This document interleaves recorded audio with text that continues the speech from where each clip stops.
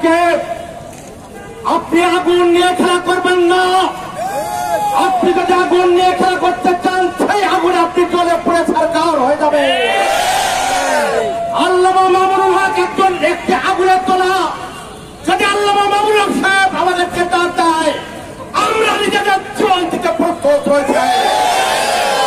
সে কারণে আপনারা জানেন 712 খ্রিস্টাব্দে এদেশে মোহাম্মদ বিন কাসেম ইসলামের পতাকা উত্তোলন করেছে।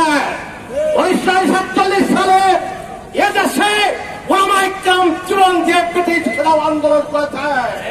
1971 এবং 1924 সালে ওলামায়ে কেরামের যে ভূমিকা আপনি দেখেছেন, সে কারণে অচিরেই আল্লামা মামুনুল হক সহ ইসলামী দল যে দাবি রেখেছে সেই দাবি আপনি মেনে নেন। তা না হলে আপনার পরিণতি যেমন ফ্যাসিস্ট সরকারের পরিণত হয়েছে ঠিক একই রকম পরিণত হবে। আমি বলবো আল্লামা মামুনুল হক সাহেব যদি আমাদেরকে ডাক দেয় ইসলামের জন্য কারা কারা জীবন দিতে প্রস্তুত আছে তো হাত